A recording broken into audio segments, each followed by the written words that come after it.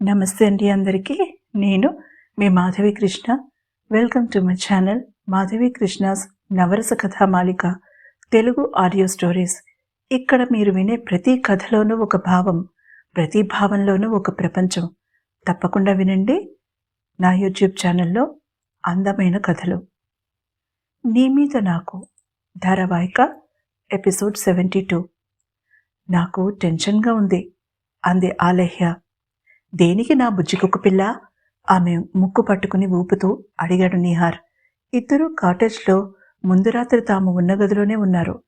ఎదురుగా ఉన్న గదిలో ధ్రువ్, నభా ఉన్నారు. ధ్రువ్ చాలా సెన్సిటివ్ బావా, మీరు అన్నీ జోక్గా తీసుకుంటారు. అలకగానే అతనికి దూరం జరగడానికి ప్రయత్నించింది ఆలేహ్య. అతను ఆమె నడుము చుట్టూ చెయ్యి వేసి దగ్గరికి లాక్కున్నాడు.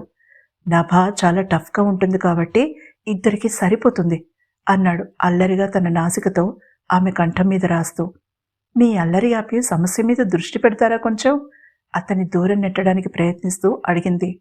రేపే మన ప్రయాణం. అక్కడికి వెళ్ళాక నీ దారి నీది, నా దారి నాది.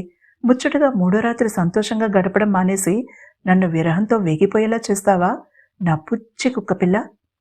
అల్లరి చేస్తున్న భర్తని ఆపడం చేతకాక వస్తున్న నవ్వుని అదుపు చేసుకోలేక నానా అవస్థ పడుతోంది ఆలేహ్య. ప్లీజ్, చెప్పిన మాట విని ఆలోచించండి. ఈ రాత్రికి ధ్రువుని తప్పించారు సమస్యలో నుండి. పెళ్ళయ్యేంత వరకు ఎలా? ఆలేహ్య మాటలకి చిన్నగా నిట్టూర్చి లేచి మంచం దిగి కిటికీ దగ్గరికి వెళ్ళి నిలబడ్డాడతను. రేగిన జుట్టు, నలిగిన నైట్ డ్రెస్లో చాలా హాట్గా ఉన్న నిహార్ వైపు కళ్ళార్పకుండా చూస్తూ ఒక పక్కకి తిరిగి పడుకుని ఉంది ఆలేహ్య. గదిలో చీకటిని, కిటికీలో నుంచి పడుతున్న వెన్నెల కిరణాలు తరిమేస్తున్నాయి. అతని ఆకారం ఆ మసక వెలుతురులో ఆమె మనసుని కలవరపెడుతూ ఉంది. అతను తనకి అంత దూరంలో నిలబడడం తట్టుకోలేనట్టుగా అసహనంగా లేచి కూర్చుంది మంచం మధ్యలో ఆలేహ్య. భారంగా ఊపిరి పీలుస్తూ సన్నని నిట్టూర్పు విడిచింది. ఆమెలో ఆ రెస్ట్లెస్నెస్ అతనికి చేరినట్టుగా మెల్లగా వెనక్కి తిరిగాడు. అతని చూపులు సూటిగా ఆమె అణువణువును తాకుతుంటే ఆమె ఆ చూపుల యుద్ధానికి సిద్ధమన్నట్టుగా తన చూపులతో అతని చూపులని ఎదుర్కొంది. ఆలేహ్య, నా దగ్గర ఓ ప్లాన్ ఉంది చెప్పాడు నిహార్ సీరియస్గా. ఒక్కసారిగా ఆమె ఆలోచనలకి, కోరికలకి బ్రేక్ పడింది. మెల్లగా ముందుకు జరిగి నిఠారుగా కూర్చుంది మంచు వంచున. అతను చెప్పడం ప్రారంభించాడు. అతని మాటలు వినే కొద్దీ ఆమె కళ్ళు విశాలమవుతూ పోయాయి. అతను చెప్పడం పూర్తి చేసేసరికి ఆమె కళ్ళు ఆనందంతో మిలమిలా మెరిశాయి. ఆమె మొహం నవ్వులతో నిండిపోయింది. ఆ క్షణంలో తళుకులీనుతున్న ఆమె మొహం ముందు ఆకాశంలో ప్రకాశించిపోతున్న చందమామ కూడా వెలతెలాపోయాడని అనిపించింది నిహార్కి. ఇంకా ఏమైనా ఉన్నాయా నీ డౌట్లు? సీరియస్గా అడిగాడు. అతనికి కోపం వచ్చిందేమో అని టెన్షన్ పడుతూనే తల అడ్డంగా ఊపేసింది గబగబా. మళ్ళీ నేను మంచం ఎక్కాక మరొక డౌట్ అంటే ఊరుకోను. మరింత సీరియస్గా గొంతులో వార్నింగ్ని ఒలికిస్తూ చెప్పాడు నిహార్. ఆమె కొన్ని క్షణాల పాటు ఆలోచనలో పడిపోయింది. అతను వస్తున్న నవ్వు అదుపు చేసుకుని కాళ్ళు ఎడంగా పెట్టి చేతులు కట్టుకుని నిలబడ్డాడు. ఆమె తలెత్తి అతని కళ్ళలోకి భయంగా చూసి అడ్డంగా ఊపింది తలకాయ. గుడ్, మంచం మీద ఉన్నప్పుడు వేరే విషయాలు మాట్లాడితే ఊరుకోను. కోపంగా అంటున్న నిహార్ వైపు ఆశ్చర్యంగా చూస్తూ కళ్ళలో నీళ్లు తిరుగుతుండగా తలని నిలువుగా ఊపింది. కొంచెం ఓవరాక్షన్ చేసినట్టున్నాను. తనని తానే తిట్టుకున్నాడు మనసులో నిహార్. ఆమె బాధ ఎలా పోగొట్టాలో తెలుసు గనక క్షణాల్లో తేరుకున్నాడు. ఆమె మెల్లగా మంచం మీదకి కాళ్ళు పెట్టి వెనక్కి జరిగి ఒక పక్కకి తిరిగి పడుకుంది. నిహార్ మంచం మీదకి చేరుకునేసరికి ఆమె మొహం చాటేసి వేరే వైపుకు తిరిగి పడుకుంది. అతను నవ్వుకున్నాడు. ఆమెని బలంగా తన వైపుకు లాక్కున్నాడు. ఆమె అతని పట్టు నుంచి విడిపించుకోవడానికి ట్రై చేసింది. వదలలేదతను. బలంగా ఆమెను లాగి ఆమె మీదికి చేరుకున్నాడు. ఆలేహ్య కళ్ళు మూసుకుంది. ముచ్చటగా మూడో రాత్రి ఇంకా మొదలు కూడా కాలేదు, అప్పుడే గొడవ? అడిగాడు లో గొంతుకతో. ఆమె చేతులు అతన్ని అల్లుకోవడానికి తెగ ఉబ్బలాట పడుతున్నాయి. కానీ మనసు అతని మీద అలిగి కూర్చుంది. శరీరంలో ప్రతి అణువు అతన్ని అల్లుకు పొమ్మని పోరు పెడుతోంది. కానీ అభిమానం ఆమెని దూరం పొమ్మంటోంది. ఆమెలో జరుగుతున్న పోరు ఇట్టే గ్రహించాడతను. ఆమెని మరింత ఇరకాటంలో పెట్టడానికి తన శరీరం ఒత్తిడిని పెంచాడు ఆమె మీద. ఆమె కళ్ళు గట్టిగా మూసుకుంది. నీ బాస్ని పెద్ద సమస్య నుంచి బయటపడేయడానికి అంత మంచి ప్లాన్ చెప్పాను. నాకు మంచి గిఫ్ట్ ఇవ్వవలసింది పోయి అలుగుతావా? గోముగా అడిగాడు. నన్ను కసురుకున్నారు. ఇక ఉక్రోషం పట్టలేక ఏడుపు కంఠంతో కంప్లైంట్ చేసింది ఆలయ్య. గలగల నవ్వాడతను. సరదాకి అంటూ ఆమెని ముద్దులతో ముంచేశాడు నిహార్. క్షణాల్లో ఆమె కోపం మర్చిపోయింది. అతను అడిగిన అందమైన కానుకని కూడా ఇచ్చుకుంది. వారి ఎదురుగదిలో ధ్రువ్ టేబుల్ ల్యాంప్ వెలుతురులో పుస్తకం చదువుకుంటున్నాడు. స్నానం చేసి వచ్చిన నభ కిటికీ దగ్గరికి వెళ్లి నిలబడింది. ఆమె నలుపు రంగు ట్రాక్ ప్యాంటు, తెల్లని టీషర్ట్ వేసుకునుంది. తడిగా ఉన్న జుట్టుని టవల్తో తుడుచుకుంటూ కిటికీ దగ్గరికి నడిచింది. ఆకాశంలో మబ్బుల చాటు నుంచి బయటకు వచ్చిన చందమామ నిండుగా ఉంది. చల్లని గాలి ఆమెను తడుముతూ వెళ్ళగా తోటలోని నైట్ క్వీన్ పరిమళం ఆమె ముక్కుపుటాలను చేరి గుండెల నిండా గాలి పీల్చుకుంది. కల్నల్, ఆ పుస్తకం పక్కన పెట్టి ఇలా వస్తే మీకొక అద్భుతం చూపిస్తాను నవ్వుతూ ఆహ్వానించింది అతన్ని నభ.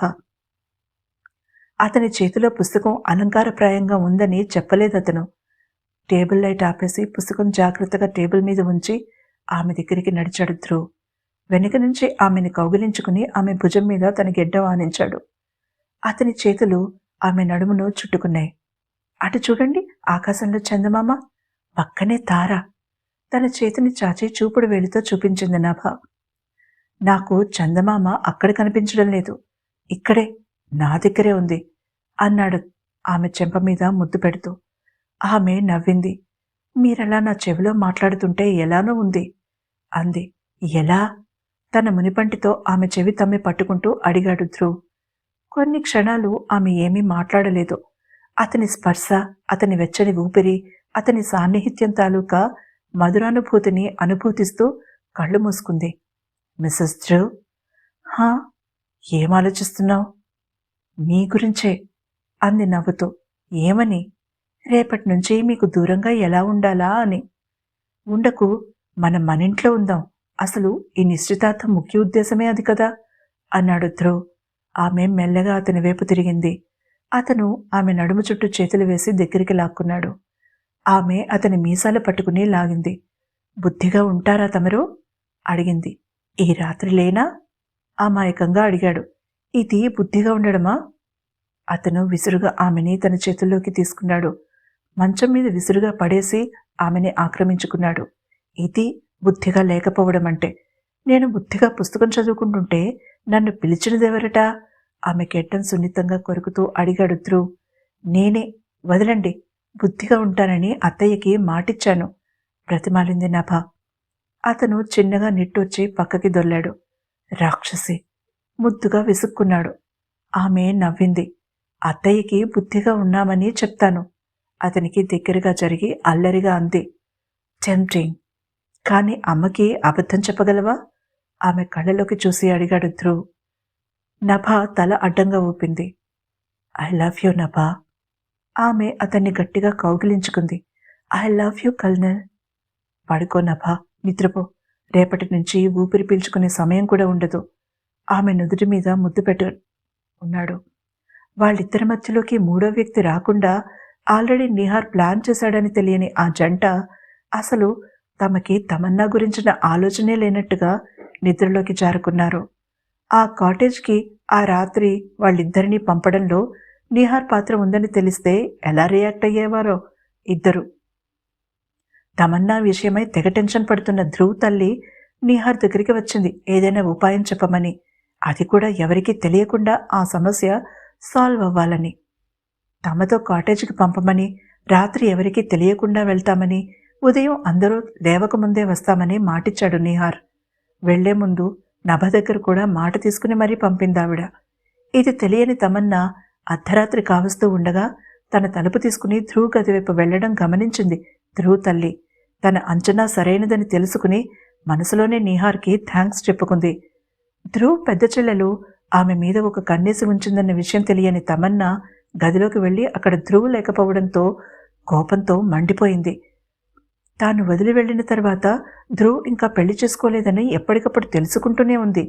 తన మీద ప్రేమ ఇంకా చావలేదని నిర్ధారించుకుని అతని దగ్గరికి వచ్చేసరికే ఆలస్యమైపోయిందని అర్థమైనా ఆ ఓటమిని అంగీకరించలేకపోయింది తమన్నా. కోపంగా అతని గదిలో నుంచి బయటికి వచ్చి తన గదికి చేరుకుంది. ధ్రువ్ తల్లి తేలికగా ఊపిరి పీల్చుకుంది. క్షణం తర్వాత తమన్నా కళ్ళు తెరిచింది. కోపంతో భగ్గుమన్నాయి ఆమె కళ్ళు. తర్వాత ఏం జరిగిందో తెలుసుకోవాలంటే తప్పకుండా వినండి తర్వాతి ఎపిసోడ్ని. ఈ ఎపిసోడ్ని లైక్ చేయండి. అలాగే తప్పకుండా నా ఛానల్ని సబ్స్క్రైబ్ చేసుకోండి.